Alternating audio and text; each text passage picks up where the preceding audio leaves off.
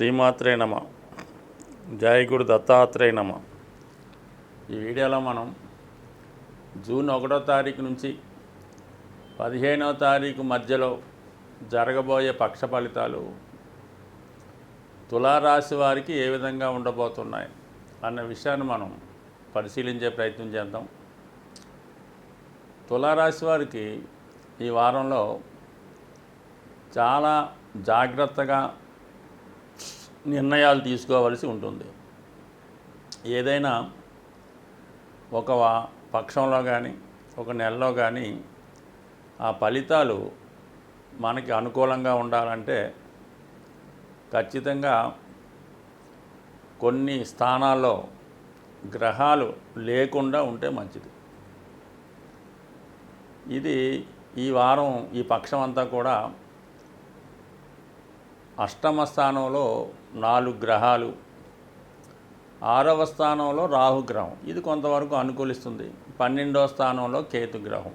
ఇవన్నీ కూడా జాతకుడి యొక్క అంటే తులారాశి వారి యొక్క ఫలితాలు తారుమారు చేసే అవకాశం ఉంటుంది. వాళ్ళు ఒకటి అనుకొని ప్రయత్నం చేస్తుంటే అది వేరే సమస్య వచ్చి ఆ ప్రయత్నం ఆగిపోవడం లాంటి కార్యక్రమాలు జరుగుతుంటాయి. కాబట్టి ఏదైనా ముఖ్యమైన కార్యక్రమాలు ఈ పక్షంలో చేపట్టకుండా వాయిదా వేసుకోవడం అన్నది చాలా వరకు అనుకూలమైనటువంటి విషయం.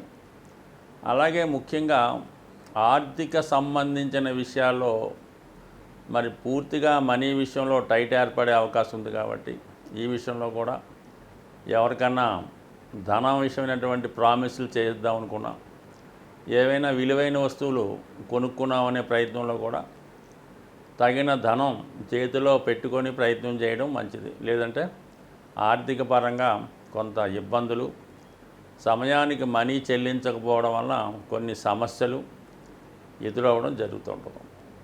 ఇక రాష్ట్రాధిపతిగా ఉన్నటువంటి శుక్రుడు అష్టమ స్థానం సంచరిస్తూ రవిగ్రహంతో కలిసి మౌఢ్యంలో నడుస్తుంది. ఆ కారణం వల్ల జాతకుడు వ్యక్తిగత ప్రయత్నాలు ముందుకు వెళ్ళే అవకాశం ఉండదు. అయితే ఆరోగ్యపరంగా కూడా కొంతవరకు కొన్ని సమస్యలు ఎదురవచ్చు. ముఖ్యంగా కంటికి సంబంధించినవి కానీ టీత్కి సంబంధించినవి కానీ కొంతవరకు ఇబ్బంది పెట్టే అవకాశం ఉంది. కాబట్టి అలాగే ఎక్కువగా దీర్ఘకాలిక వ్యాధులతో ఎవరైనా ఇబ్బంది పడుతుంటే వాళ్ళ సమయంలో కొంతవరకు వైద్యుల్ని సంప్రదించి తగు జాగ్రత్త తీసుకోవడం అన్నది చాలా వరకు మంచిది. ముఖ్యంగా డయాబెటిక్ సంబంధించినటువంటి వారు, కిడ్నీ సంబంధించిన ప్రాబ్లమ్స్తో ఉన్న వాళ్ళకి కొంత ఇబ్బంది పడే అవకాశం ఉంది. కాబట్టి జాగ్రత్త వహించడం మంచిది.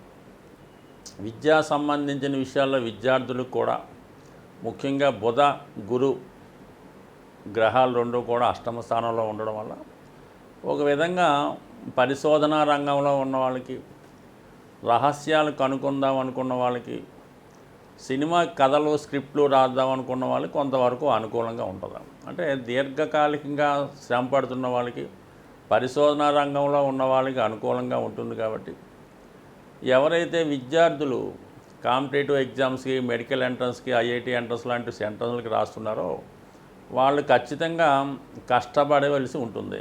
ఇతరుల మాటలు వినడం వల్ల కానీ, టేక్ ఇట్ ఈజీగా తీసుకోవడం వల్ల కానీ, అలాగే ఓవర్ కాన్ఫిడెన్స్ వల్ల కానీ మరి అనుకున్న లక్ష్యం చేరడంలో కొద్దిగా వెనకబడే అవకాశాలు ఉన్నాయి. కాబట్టి చాలా వరకు శ్రద్ధగా చదివితే తప్ప అనుకున్న లక్ష్యాన్ని చేరడం కష్టమవుతుంది.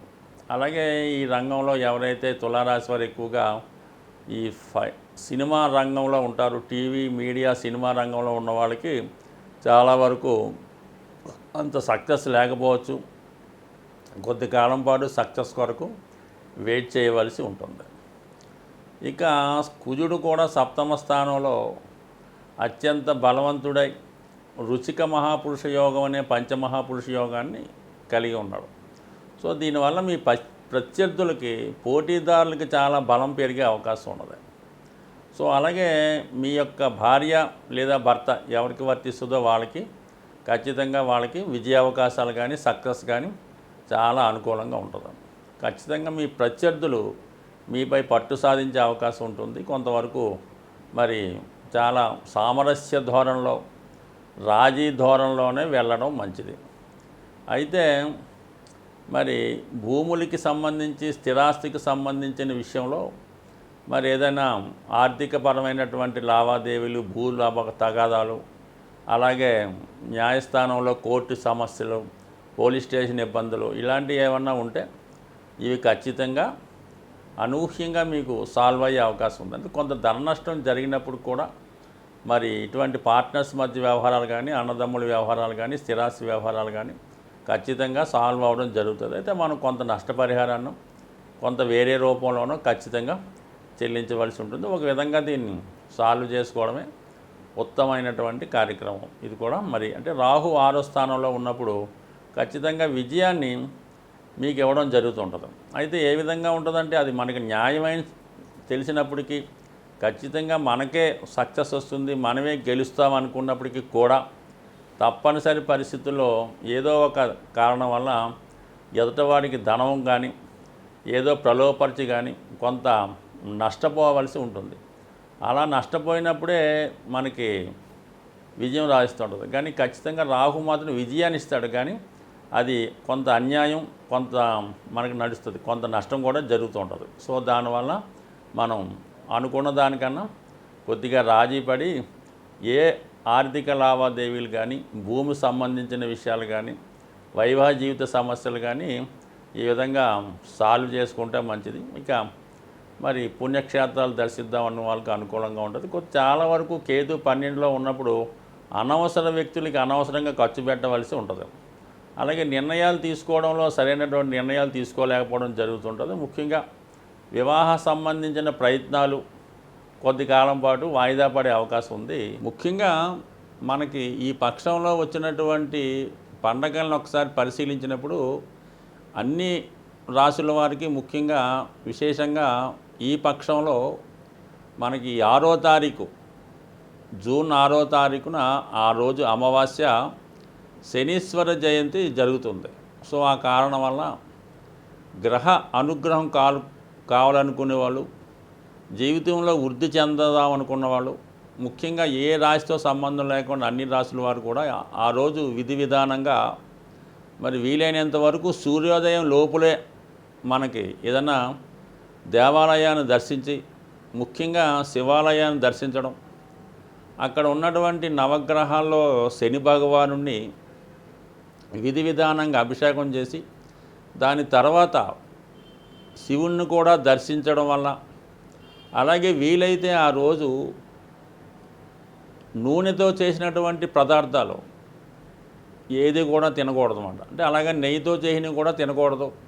సాధ్యమైనంత వరకు ఫ్రూట్స్ తినడం, ఆయిల్ ఉపయోగించకుండా తయారు చేయనటువంటి వస్తువుల్ని తినడం వల్ల మరి ఆ ఒక్కరోజు మీరు వీలైతే నిడారంభరంగా చాలా సింపుల్గా జీవించడం, ఆ ఒక్కరోజు రాత్రి భూసైనం అంటే కింద చాప మీద పడుకోవడం వల్ల మీరు ఈ శనీశ్వర జయంతి రోజు అంటే జూన్ 6వ తారీఖు అమావాస్య రోజు ఎంత నియమంగా ఉంటే దాని ప్రభావం మీకు ఈ సంవత్సరం అంతా కూడా మీ మీద ఉంటుంది. ఆ కారణం వల్ల ఈ శని దోషాల వల్ల అయితే మీకు ఖచ్చితంగా మంచి ఫలితాలు రావడం జరుగుతుంది. ఖచ్చితంగా జీవితంలో ఒకటి అభివృద్ధి చెందాలంటే శని అనుగ్రహం ఖచ్చితంగా ఉండాలి. శని అనుగ్రహం లేనిదే జాతకుడు ఏది కూడా చేయలేడు. వివాహం కానీ, ఉద్యోగం కానీ, సంపాదన కానీ ఏది ఉండాలన్నా ఖచ్చితంగా శని యొక్క అనుగ్రహం తప్పనిసరి.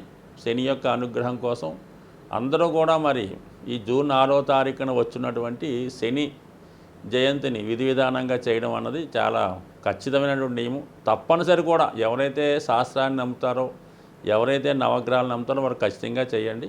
అలాగే మరి అంతకు ముందు రోజు వచ్చే 5వ తారీఖు మాస శివరాత్రి రోజు కూడా విధి విధానంగా మరి వీళ్ళని బట్టి ఆ రోజు శివుడికి అభిషేకం చేసుకోవడం వల్ల కూడా శని యొక్క దోషాల నుంచి బయటపడే అవకాశం ఉంది. ఇంకా ఓవరాల్గా సక్సెస్ కావాలనుకునేవాళ్ళు, అలాగే ప్రస్తుతం కుజుడు బలంగా ఉన్నాడు కాబట్టి కుజుని యొక్క అనుగ్రహం ఇంకా కావాలనుకుంటే మరి జూన్ 1వ తారీఖున ఉన్నటువంటి హనుమాన్ జయంతి రోజు హనుమంతుణ్ణి విధి విధానంగా పూజించడం, వీలైతే తమలపాకులతో కానీ సింధూరంతో కానీ పూజించడం మంచిది. ఆ రోజు మరి ఉపవాసం ఉండడం కానీ, విధి విధానంగా నియమంగా ఉండడం కానీ, హనుమంతుని ఉత్సవాల్లో పాల్గొనడం వల్ల సక్సెస్ అన్నది చాలా సులువుగా సంపాదించవచ్చు. ఈ సమయంలో హనుమంతుడు ఇచ్చినటువంటి వేగంగా ఎవరు కూడా ఫలితాన్ని ఇవ్వలేరు. మరి అదృష్టవశాత్తు మరి కుజుడు ఈ 1వ తారీఖునే మేషరాశిలోకి వచ్చి అద్భుతమైనటువంటి స్వక్షేత్రంలోకి రావడం, అదే రోజు హనుమత్ జయంతి రావడం, నిజంగా కుజుని యొక్క అనుగ్రహం కావలసిన వారు స్వామి యొక్క సేవ చేయడం వల్ల కంపల్సరీగా వృత్తిలో విజయం పొందే అవకాశం ఉంటుంది. స్వస్తి.